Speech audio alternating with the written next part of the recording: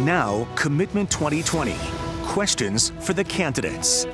We asked the candidates for the 6th Congressional District. As the pandemic continues, what stimulus programs do you support the most?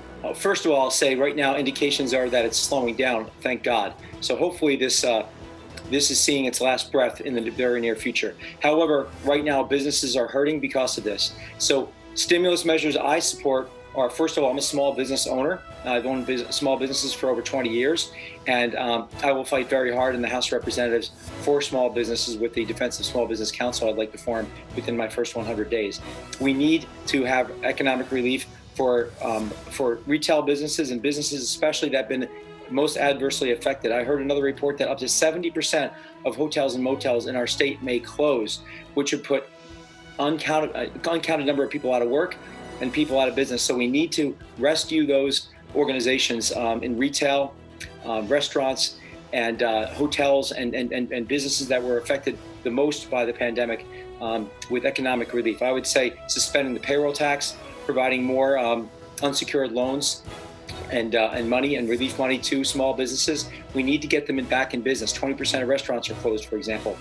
Again, I've always been a proponent of small business. I believe the economic shutdown was necessary to a degree, but it went far too far with the closures of the businesses. So I would like to see healthcare covered by small business owners and their employees, and loan programs, grants, and other economic measures like stimulus money to reinvigorate these and bring back these businesses that have been shut down.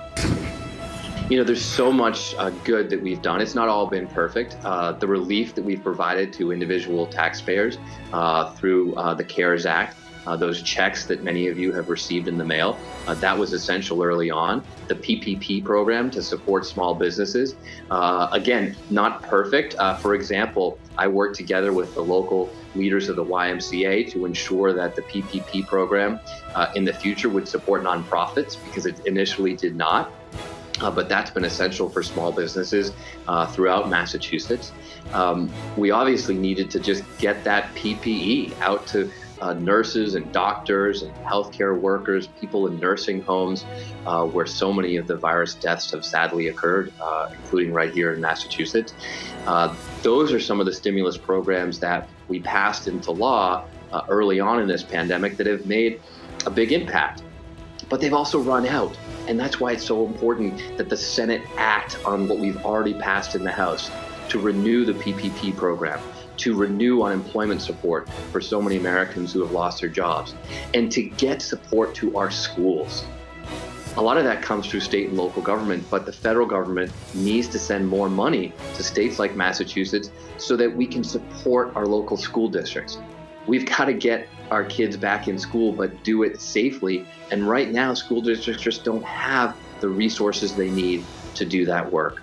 So there's a lot more that needs to be done. Check out the Commitment 2020 section of the WCVB app or WCVB.com for election news and voter resources.